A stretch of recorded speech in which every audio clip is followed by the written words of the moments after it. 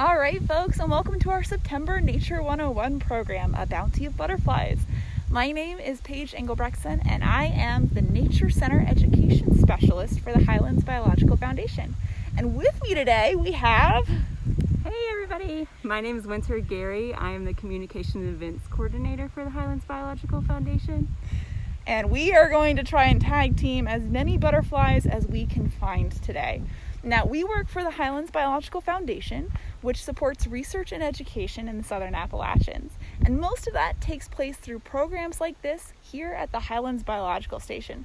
So we're going to cut throughout this video to different butterflies and potentially different parts of the campus to show you what it is that we can find. So keep your fingers crossed that we found some good stuff, and we'll see you in just a second. We are out here at the North Campus at our pollinator garden, which you may have guessed is a great space to find butterflies.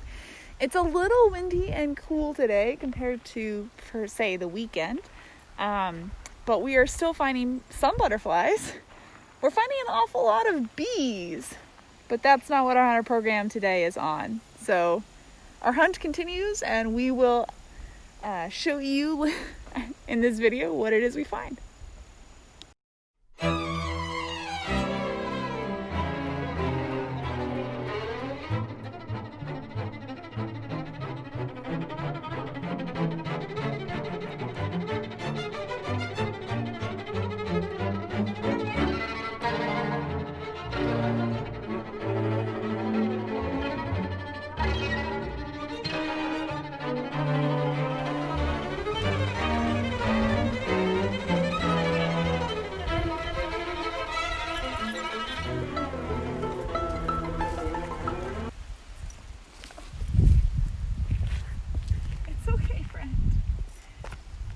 So in here, we have an eastern tiger swallowtail butterfly. That yellow color is very distinctive. They get the swallowtail from these little tails that hang off the bottom of their wings. I think I've heard a theory that it helps the trailing edge is what birds will catch if they're flying after to eat the butterfly. So, yeah, but it's beautiful. You can see the orange underneath, and he's not being hurt right now. This is just gently confining him. So we don't have a container big enough to fit him really well, so we'll just take a quick look at that. Hi, friend.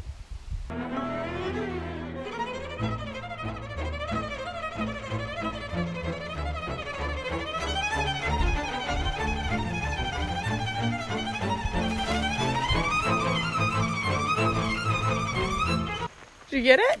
Yeah. Nice.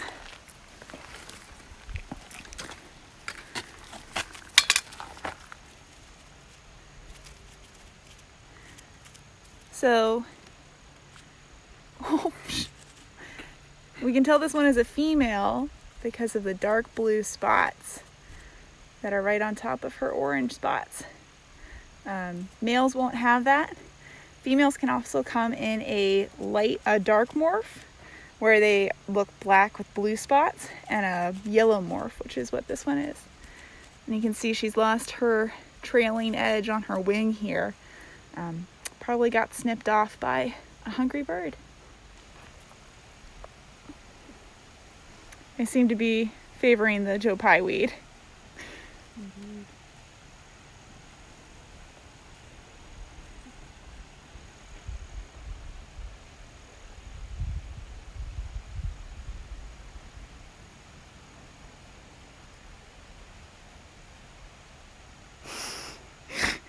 And she's off.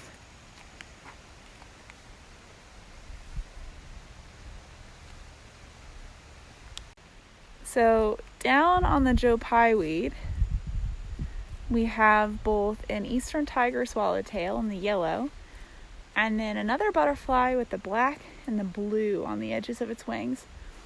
And Winter is making her way down there to see if we can capture it and figure out if it's a female dark morph or if it is another kind of swallowtail. The one comes to mind most immediately for me is the pipevine swallowtail, given the amount of Dutchman's pipevine that we have around here.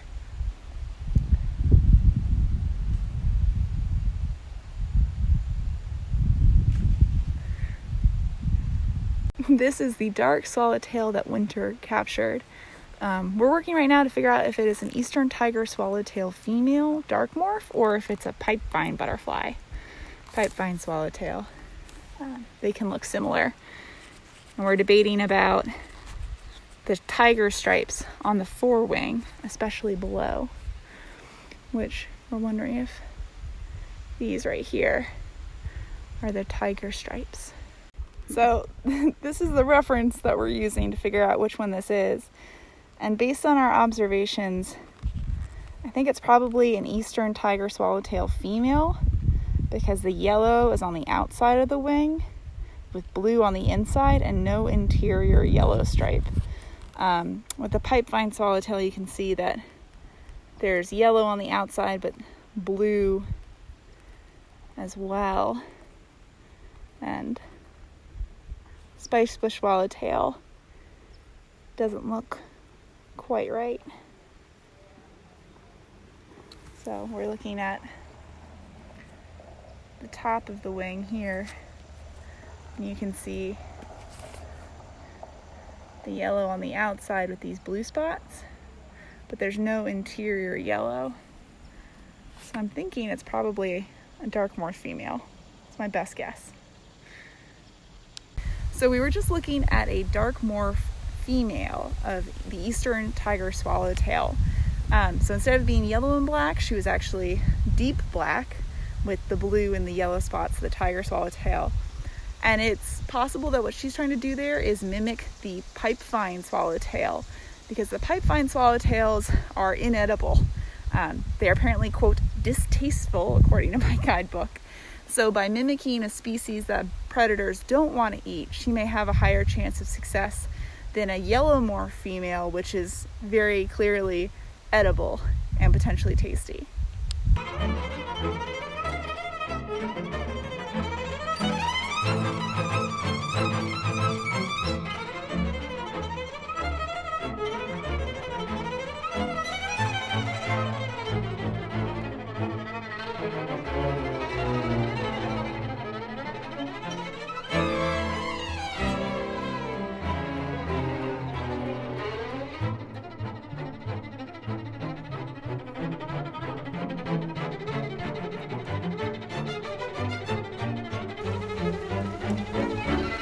Winter has just caught this butterfly, and we're both a little rusty at getting it into the net stage of things.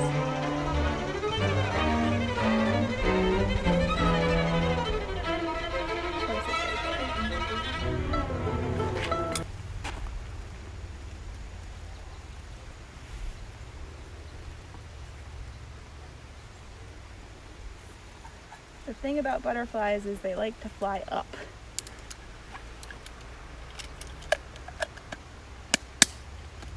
Ta-da!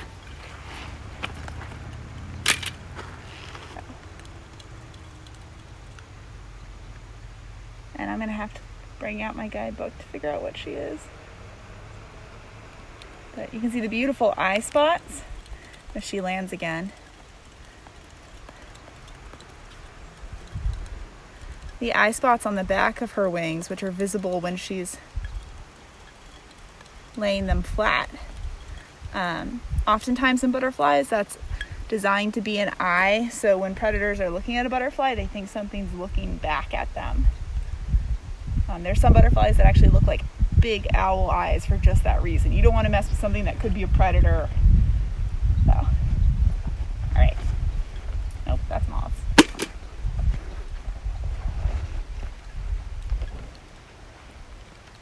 Probably gonna take me a hot minute.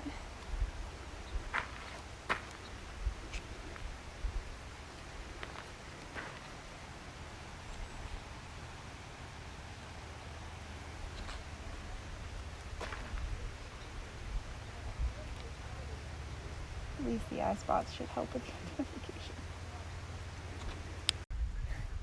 So, great thing about butterfly books is they have so many pictures.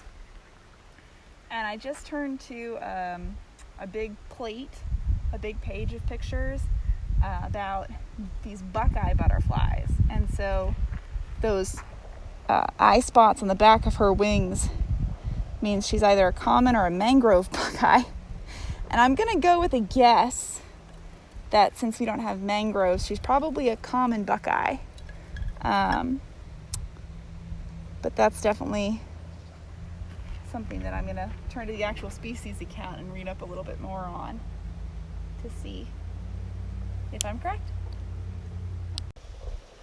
Okay, so based on reading up a little bit more in the guidebook, this appears to be a common buckeye, although they're actually not really common in our area.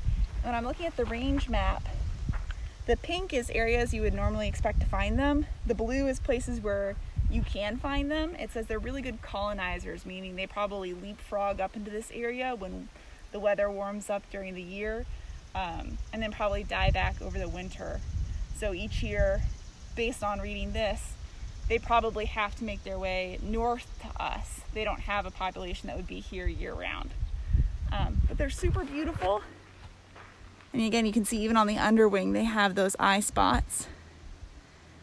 And he's calmed down a little bit. And I'll see if I can find a really good picture, but the inside of these hind spots on the back have a beautiful purple magenta color that I don't know that I've seen on a butterfly before. So, learning a little bit. Any thoughts, Winter? All right. So when they're in here, it's really easy to let them go. So all you have to do is remember how it opens, and then wait. Of course, now he calms down.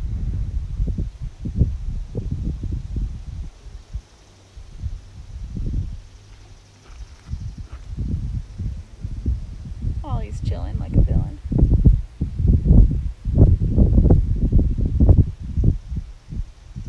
All right, come on. Whoop, there we are.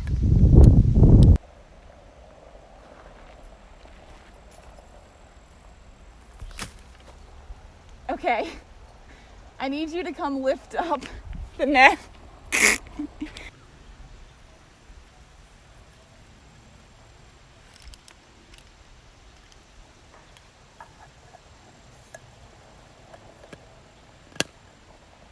Ta-da!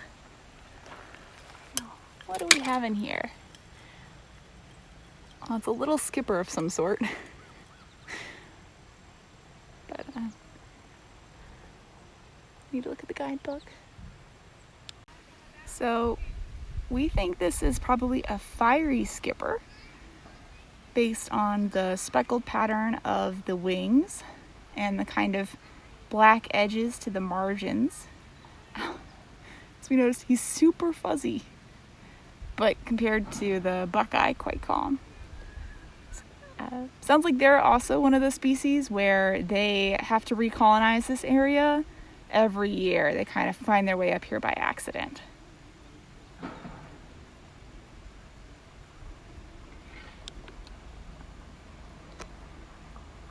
You don't have to. We can hold on to them.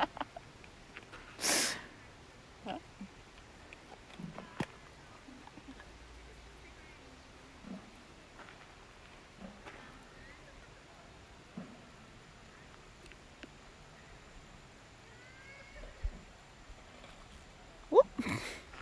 There he goes. And just for comparison, here's one page of skippers. There are so many of them. All right, so we are over in the bog boardwalk area and have come across these caterpillars again, which we featured in our September A Garden in Every Season live tour. And this is the fun part where we get to play, which caterpillar is it? It looks like it could be a post-burn Datana, which says it can be found in the southern Appalachians, or a major Datana, also known as the azalea moth. This one appears to be much more yellow in the photo than these are in real life. But, you know, guidebooks only have one picture, and sometimes the things in the wild don't look quite like the things in the guidebook. So it's definitely a Datana species. And that kind of reflexive move they make where they arch their backs sounds like it's characteristic for the genus, which is pretty cool. While the caterpillars are pretty striking, the actual moths themselves seem to be pretty inconspicuous.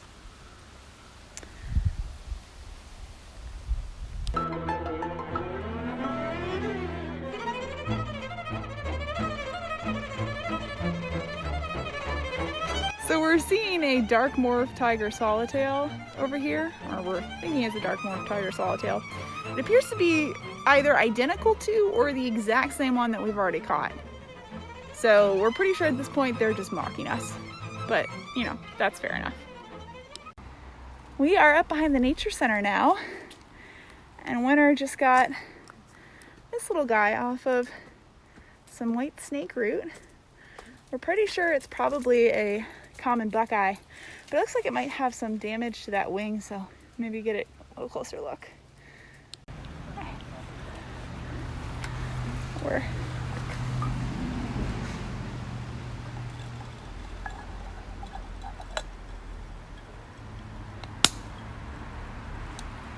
ta-da! So let's see if he calms down. It looks like you can see on his left forewing, or her left forewing, there's some tattered edge. Might be a close encounter with something that was trying to eat her. But you can really see those antennae and those eyes. Hello, friend.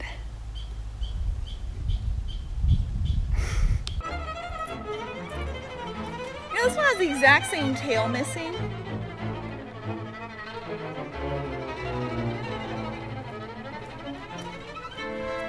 I wonder if it's the exact same one.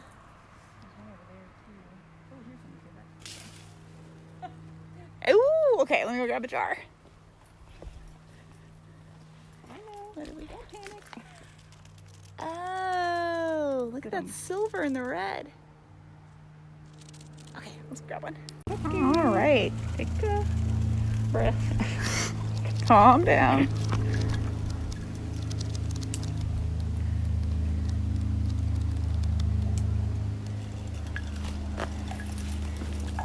I feel like I should know the name of that butterfly.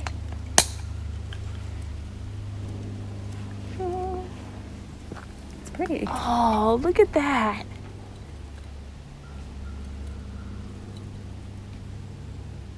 Hello, friend. So this butterfly that Winter captured in the Nature Center Pollinator Garden is an American lady. You can see it's very similar to a butterfly called a painted lady, except the spots on the inside differ, and it has a little orange dot where the hindwing and the forewing join together. If we look here, you can see in the painted lady, her eye spots, or in this case this is a male, but the eye spots are much smaller than the American lady, and it doesn't have that little white dot. But this interior orange color is fairly similar. And these guys are cool. Kind of like the common buckeye, they don't have any young or adults that overwinter here.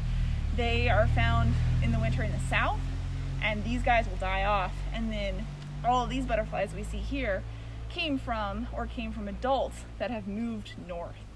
Apparently they've been found as far north as Newfoundland, but that meant that several generations of butterflies probably had to make it up the east coast to get that far north, because they wouldn't have survived up there.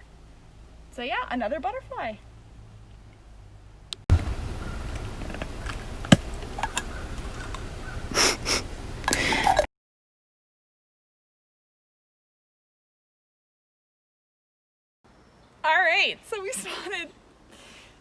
We've spotted another butterfly here in the Nature Center Gardens. And on first appearance, it might appear to be like the American lady that we just caught. But actually, we looked a little bit closer, and if it'll slow down, you'll notice on the underside of the wings, well, we're trying, but on the underside of the wings, the eye spots on the American ladies were very conspicuous and quite large. Here on the painted lady, they're much smaller, and there are 4 of them instead of 2. So another nickname for the painted lady is apparently the cosmopolitan, because it can be found on every continent except for Antarctica and Australia. But here in North America, it actually overwinters down in Mexico, very much like the monarch, and then migrates up into Canada over the course of the year. So they are our most conspicuous migrant besides the monarch, according to this guidebook.